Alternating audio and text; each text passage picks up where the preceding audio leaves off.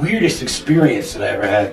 What kind of an asshole he was, you know, and I get sweating. Then when I come out. Danny DeVito ist gerade 80 geworden, aber seine Lebensgeschichte ist herzzerreißend. Seine eigene Mutter gab zu, dass sie ihn nie wollte. Jeden Abend, nachdem er getrunken hatte, wurde sein Vater aggressiv. Noch bevor Danny 15 Jahre alt war, wurde die Polizei 17 Mal zu ihnen nach Hause gerufen. Aber das ist nicht das Schlimmste. Danny hat jahrzehntelang ein schreckliches Geheimnis gehütet. Hollywood bot ihm Millionen an, um seine Gesichtszüge durch eine Operation zu verändern. Als er sich weigerte, setzte er den Vertrag in Brand. Im Alter von 80 Jahren wird nun die Wahrheit über sein Leiden ans Licht gebracht.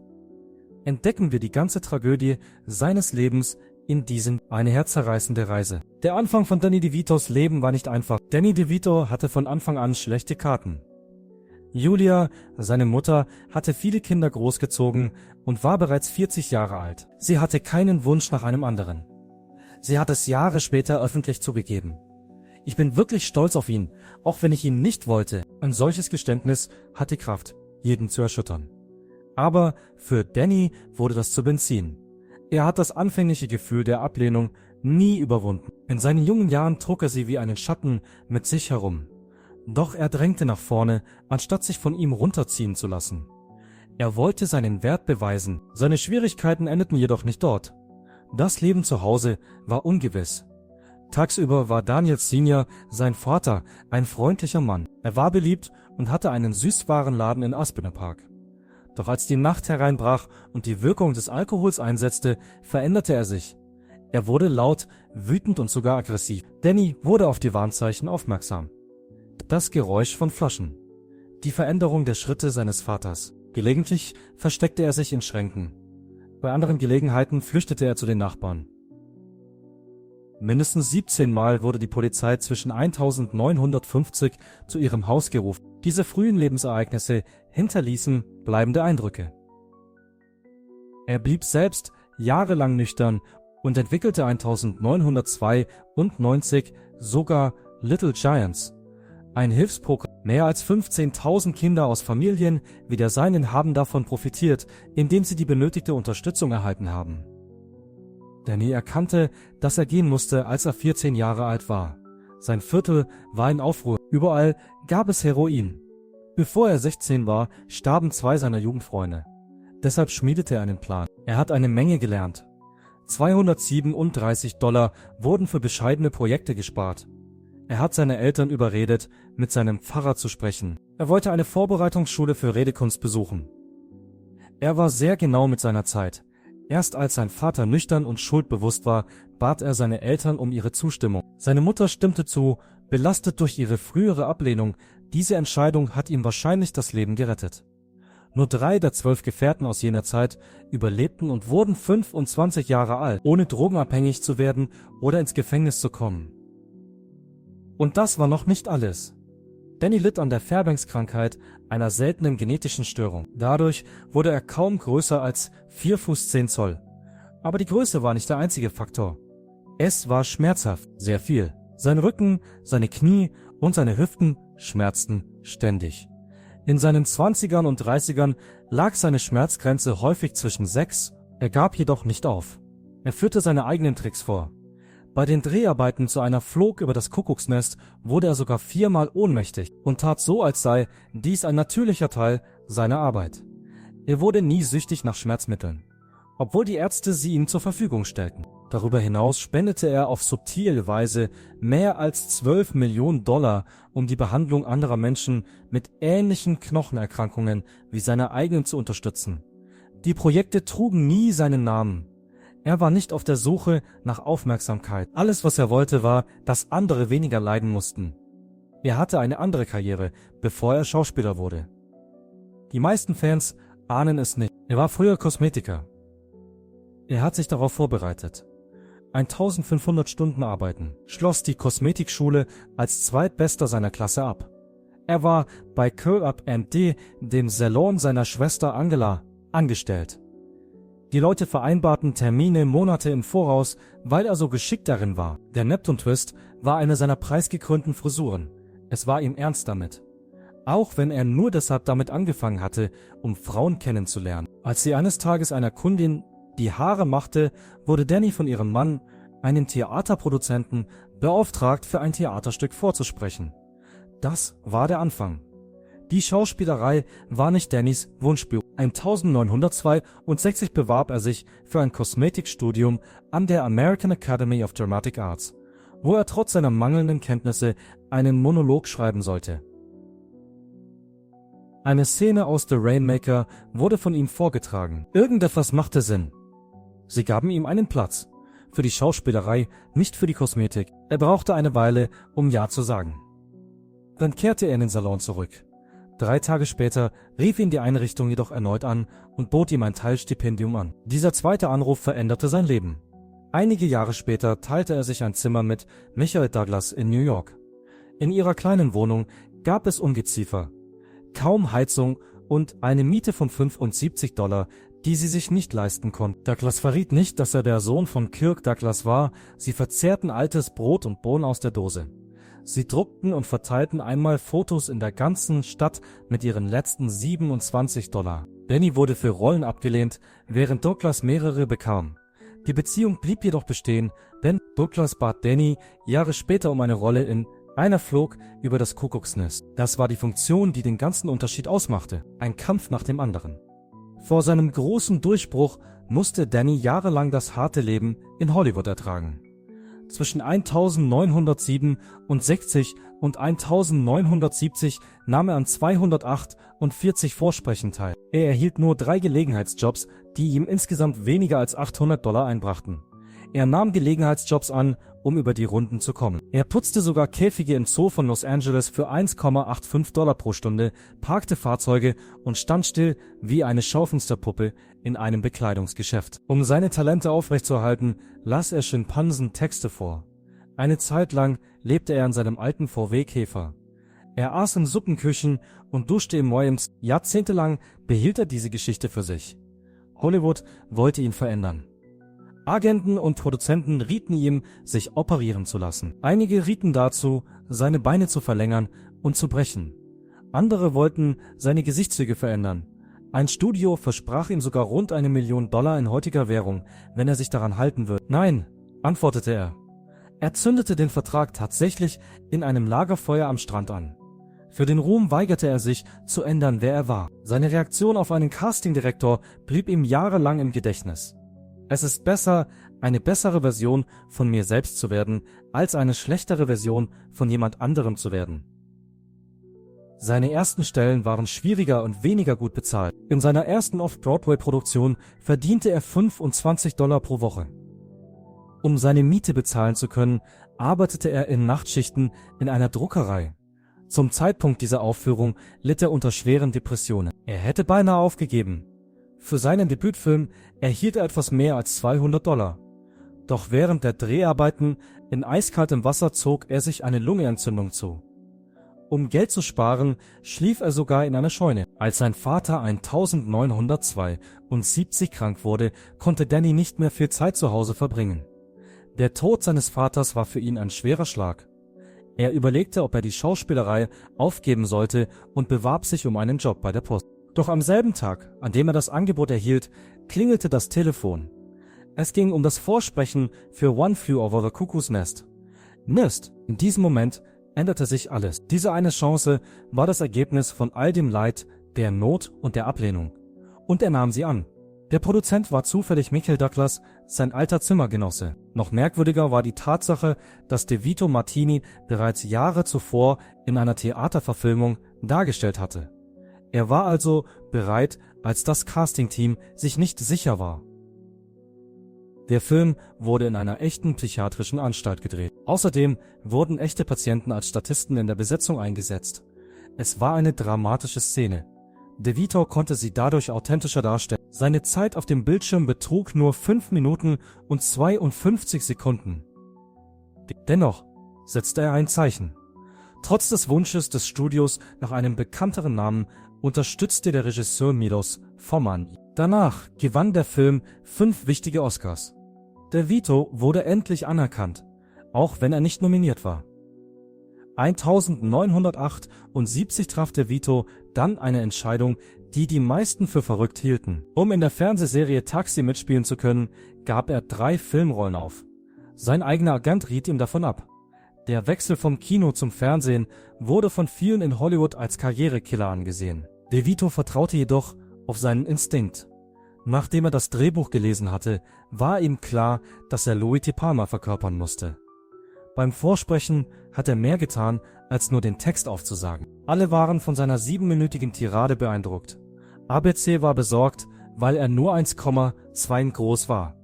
Wenn er jedoch nicht besetzt würde, schwor Schöpfer James L. Brooks zurückzutreten. So viel Vertrauen hatte er in DeVito. Danny hat nicht einmal versucht, eine Gehaltserhöhung zu bekommen.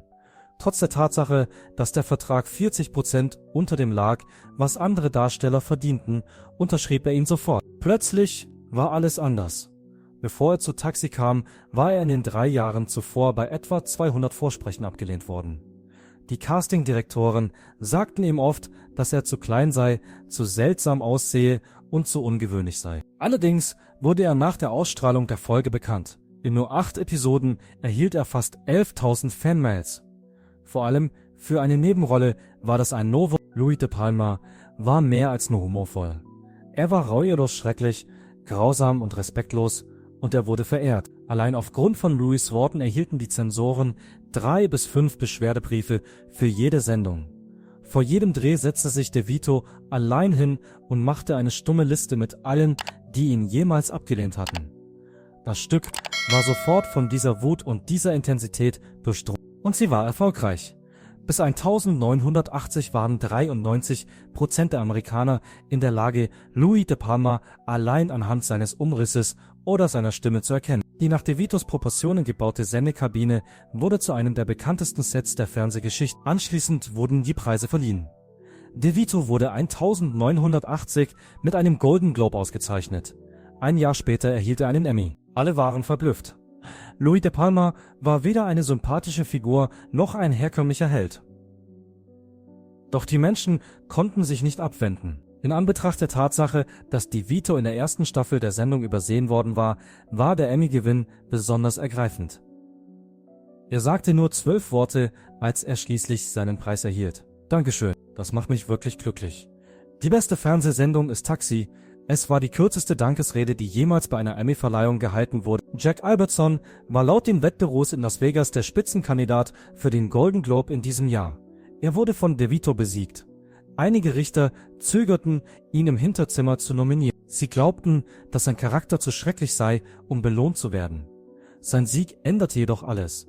Er zeigte, dass die Zuschauer auch Schurken mögen können. Das Fernsehen wurde jahrzehntelang von diesem Konzept geprägt.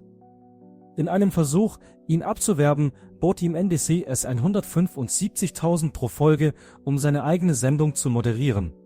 Das überstieg seine Einnahmen um mehr als das 11-fache. Nein, antwortete er. Er wollte der Besetzung von Taxi treu bleiben. Veränderungen der Laufbahn. Inmitten all dieses Erfolgs lernte DeVito Rhea Perlman. Und die Dinge nahmen eine seltsame Wendung.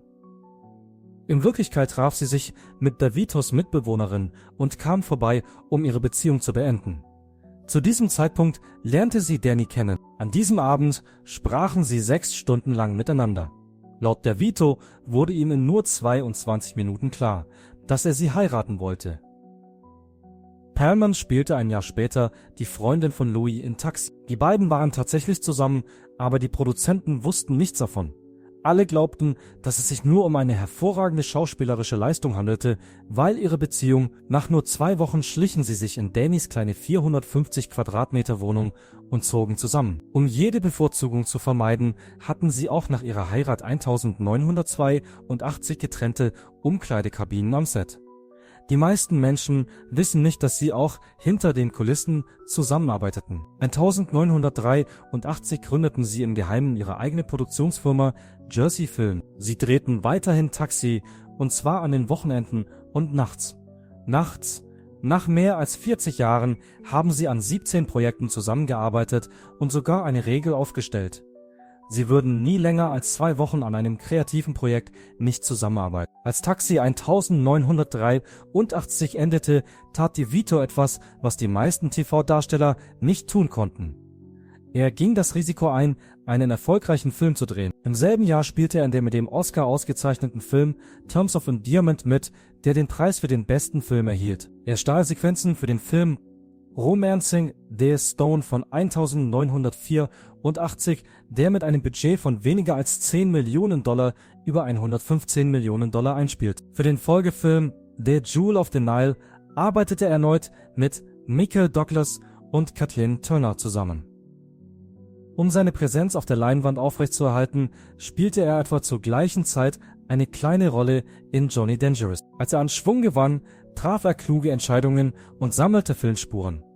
In Ruthless People 1986 spielte er jedoch einen Bösewicht, der sich nach der Entführung seiner Frau weigert, das Lösegeld zu zahlen. Obwohl der Film $7,5 Millionen kostete, spielte er über $71 Millionen ein. DeVito wurde für einen Golden Globe nominiert. Sein unverschämter Auftritt wurde zum Hauptthema des gesamten Films. Es machte ihm nichts aus, verachtet zu werden. Dieses Selbstvertrauen führte zu mehr Möglichkeiten. DeVito führte 1987 bei seinem ersten Film Throw Mama from the Train. Ich würde nur mitspielen, wenn ich auch Regie führen könnte, teilte er den Produzenten mit, er setzte sich durch. Überall in Los Angeles wurden die Drehorte sorgfältig ausgewählt. Selbst sein Versuch, Brian De Palma für den Film zu gewinnen, scheiterte an Timing-Konflikten.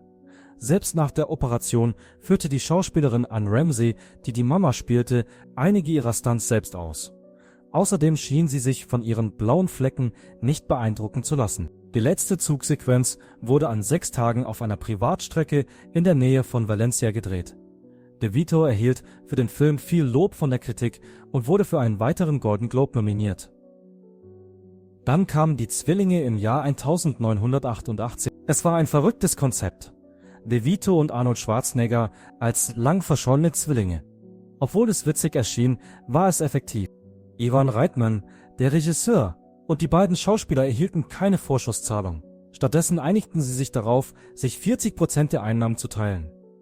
Obwohl es ein großes Risiko war, hat es sich gelohnt. Der Film spielte weltweit $216 Millionen ein, was in heutiger Währung mehr als $500 Millionen entspricht.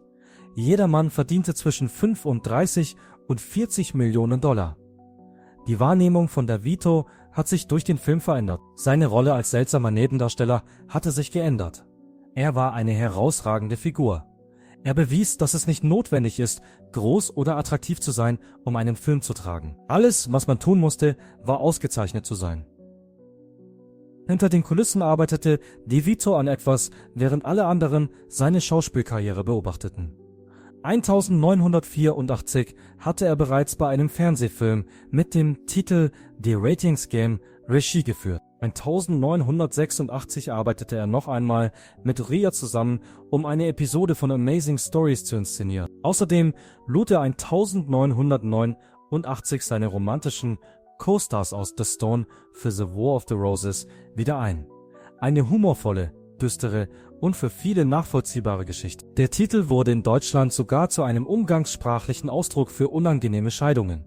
DeVito zeichnete sich durch seine humorvolle, schräge und gefühlvolle Art aus. Schon die Anfangstitel, die von den Design-Ikonen Saul und Elaine Bass gestaltet wurden, zeigten, dass der Film einzigartig war. Es war nicht nur ein Erfolg, er demonstrierte DeVitos Fähigkeit, die Konzentration aufrechtzuerhalten, während er gleichzeitig Schauspielern und Regie führen konnte. Dann kam 1992, um den Pinguin in Batman Returns zu spielen, unterzog sich DeVito im selben Jahr einer dramatischen Metamorphose. Unter der Regie von Tim Burton ging er aufs Ganze und verbrachte Stunden in der Maske, um den gestörten Antagonisten Oswald Cobblepot zu spielen. Das war mehr als nur ein Kostüm. DeVito gab eine wilde, unheimliche und fast herzerreißende Vorstellung. Die Fans liebten ihn. Er erhielt sogar eine Nominierung für die MTV Movie Awards als bester Bösewicht. Jahre später erklärte er, dass er sich freuen würde, den Pinguin noch einmal zu spielen, wenn Burton zurückkehren würde. DeVito hörte auch hier nicht auf. Im selben Jahr führte er Regie bei dem düsteren Film Hoffa über den Gewerkschaftsführer Jimmy Hoffa. DeVito führte Regie und spielte zusammen mit Jack Nicholson, der Hoffa spielte. Es war eine gewagte Abkehr vom Humor. Er arbeitete mit dem bekannten Autor David Mamet zusammen, um einen Film voller Tiraden, Wut und Machtkämpfe zu schaffen. Der Trailer fasst es in einem Satz zusammen. Um das zu bekommen, wofür wir hierher gekommen sind, werden wir marschieren.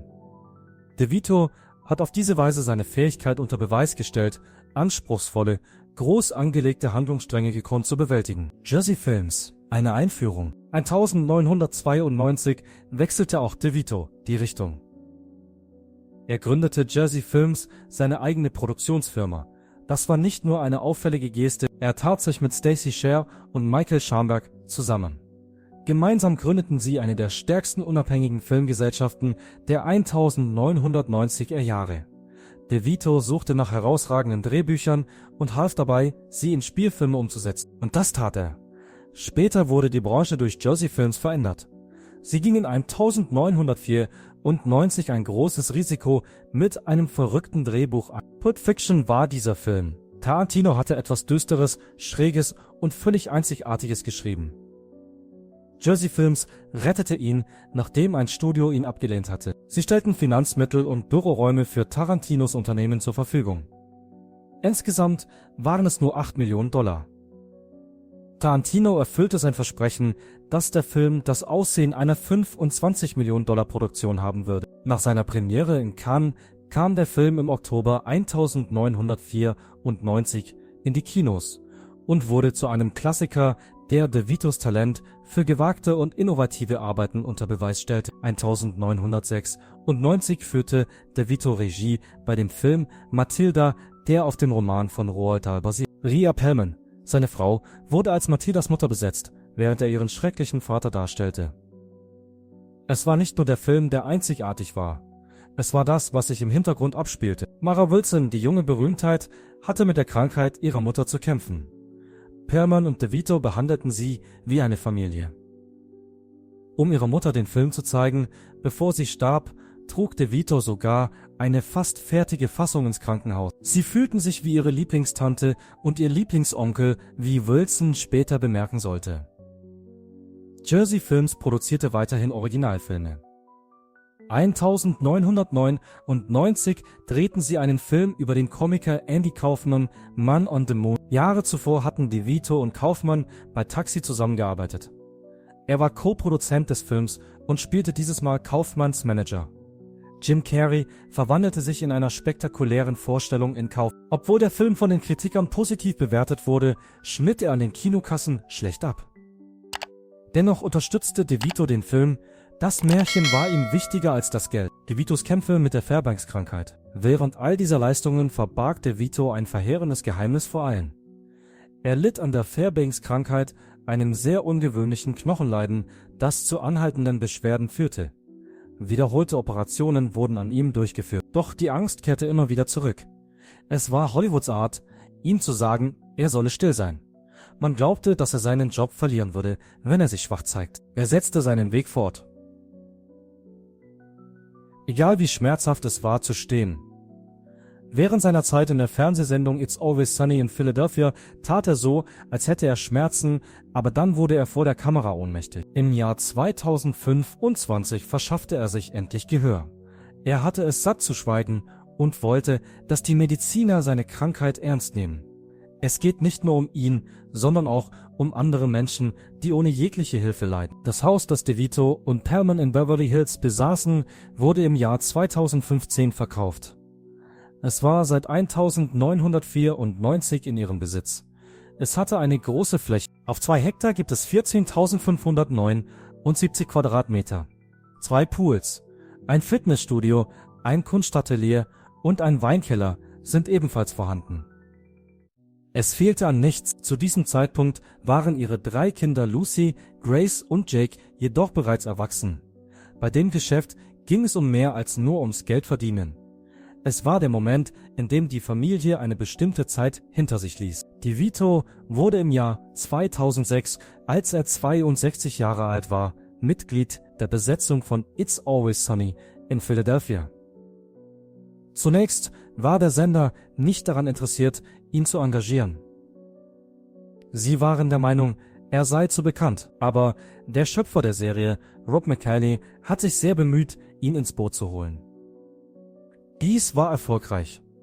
Dirk Heinscheid-Quoten stiegen um 207, außerdem akzeptierte DeVito keine hohe Gage, nicht einmal 70.000 für jede Folge, obwohl er in seiner Glanzzeit 10-mal so viel verdient hatte. Ab dem Jahr 2010 kannten ihn die jungen Zuschauer nur noch in seiner Rolle als Frank Reynolds. Um des Lachens willen hat DeVito nicht gezögert, aufs Ganze zu gehen. Im Jahr 2007 bestrich er sich mit Handdesinfektionsmittel und rutschte dann nackt über den Boden. Dies geschah während einer der zahlreichen Episoden. Aber das war nicht der ursprüngliche Plan. Das Ereignis wurde zur Legende. In einem anderen Fall tauchte er von einer Couch auf, während sein gesamtes Make-up in Schweiß getränkt war. Obwohl er einen Ausschlag hatte, machte er weiter. Im Jahr 2013 nahm er sogar ein Bad im Wasser des Mülleimers. Auf die Frage, ob das nicht übertrieben sei, antwortete er, dass Eitelkeit in meinem Alter nur ein anderes Wort für verpasste Chancen sei. Andererseits nahm das Leiden hinter den Kulissen kein Ende. Bandscheibenschäden und Schmerzen. Im Jahr 2008 stellten die Ärzte fest, dass er schwere Schäden an den Bandscheiben in seinem Rücken erlitten hatte. Im Jahr 2010 hatte er während mehr als der Hälfte der Drehtage unerträgliche Beschwerden. Seine Behandlungssitzungen dauerten insgesamt 4 Stunden und begannen um 4:30 Uhr morgens. Er hing kopfüber in seinem Wohnwagen, sprang auf einem Mini-Trampolin und duschte sowohl mit heißem als auch mit kaltem Wasser, während er dort war. Im Jahr 2011 musste er 19 Takes für eine einzige Wasserrutschensequenz machen, was dazu führte, dass die Blutgefäße in seinem Auge beschädigt wurden. Andererseits wurde die Sequenz in die endgültige Fassung aufgenommen. Die Ehe zwischen DeVito und Perlman hielt 30 Jahre lang, bis sie sich 2012 scheiden ließen, was niemanden überrascht. Im Jahr 2011, als DeVito lange Arbeitstage hatte und Behauptungen über eine Freundschaft mit einer viel jüngeren Frau am Set kursierten, begannen sich die Risse in seiner Beziehung zur Branche zu zeigen. Es fanden 38 Therapiesitzungen statt, aber sie konnten das Problem nicht lösen. Im darauffolgenden Jahr 2013 wurden die beiden erneut beim Händchenhalten beobachtet. Am selben Ort, an dem sie ihr erstes Date hatten, hatte er den Raum gemietet. Das Paar versuchte es noch einmal und blieb insgesamt 4 weitere Jahre zusammen, bis es sich 2017 endgültig trennte. Das Paar ließ sich nie scheiden, auch nicht nach der zweiten Trennung. Die beiden einigten sich darauf, ihr Vermögen aufzuteilen, ohne den Rechtsweg zu beschreiten. DeVito kaufte 2019 ein Haus, das weniger als eine Meile von Perlmans Haus entfernt lag. Sie sprachen weiterhin jeden Mittwoch und Sonntag miteinander. Wie in der Vergangenheit trafen sie sich auch weiterhin monatlich im selben Restaurant am selben Tisch. Berichten ihres Kindes zufolge nutzten sie weiterhin dasselbe Netflix-Konto und begannen sogar, sich gegenseitig zu simsen, wenn sie sich dieselben Episoden von verschiedenen Wohnungen aus ansahen. Im Juli 2023 spendete DeVito $500.000 an ein Krankenhaus im Bundesstaat New Jersey. Sicherlich nicht irgendein altes Krankenhaus. Damals, als es noch Reddy Fitkin Paul Morgan Memorial hieß, war dies das Krankenhaus, in dem er geboren wurde. Das Jersey Shore University Medical Center ist die heutige Einrichtung. Die Spende von $500.000 war kein PR-Gag. Es war eine Methode, sich für den Gefallen zu revanchieren. Was die klinische Behandlung anbelangt, so war das Krankenhaus gerade unter die besten 5% der Krankenhäuser im ganzen Land. Dieser Beitrag von DeVito trug dazu bei, die dringendsten Patientenbedürfnisse der Organisation zu unterstützen. Robert Garrett, der Vorstandsvorsitzende von Hackensack Meridian Health, lobte ihn für sein Verständnis für die Macht, die dem Geben innewohnt. Sogar sein langjähriger Freund Peter Cancro, der Gründer von Jersey Mike's Subs, äußerte seine Überzeugung, dass DeVito ein echtes Interesse an der Gesundheitsfürsorge und den Wunsch hat, etwas in der Welt zu bewirken. Danny DeVito nutzt seine Popularität schon seit vielen Jahren, um sich Gehör zu verschaffen. Nicht nur in Bezug auf die Umwelt oder die Gesundheitsfürsorge, sondern auch in Bezug auf die Politik. Auch wenn er sich nie geschämt hat, seine Überzeugung zu äußern, gibt es andere, die meinen, dass ihn das etwas gekostet hat. Die Gerüchte sind im Umlauf, aber es gibt keine konkreten Beweise, die sie bestätigen. In einem Video, das vor nicht allzu langer Zeit veröffentlicht wurde, heißt es, dass DeVitos Ehrlichkeit bei einigen Hollywood-Insidern Unbehagen ausgelöst hat. In demselben Video wird angedeutet, dass er diskret aus verschiedenen Rollen gedrängt wurde, als er anfing, über sein körperliches Problem zu sprechen, nämlich die Fairbanks-Krankheit. Eine seltene Krankheit, die die Knochenbildung beeinträchtigt. Berichten zufolge begann er, sich für Menschen mit Beeinträchtigungen einzusetzen und zu hinterfragen, warum die Unterhaltungsindustrie weiterhin an restriktiven Schönheitsidealen festhält. Im Film wird sogar behauptet, dass die Produzenten Druck auf ihn ausübten, sich experimentellen Behandlungen zu unterziehen, um normaler zu erscheinen. Obwohl nichts davon von seriösen Quellen überprüft wurde, kann das Konzept dazu führen, dass sie darüber nachdenken, wie viel es tatsächlich kostet, in der Unterhaltungsindustrie ehrlich zu sein. Die Behandlung von Knochenanomalien in Kinderkrankenhäusern ist für ihn zu einem persönlichen Ziel geworden, um diese Einrichtungen zu unterstützen. Die Fairbanks-Krankheit ist ein schwieriger Zustand.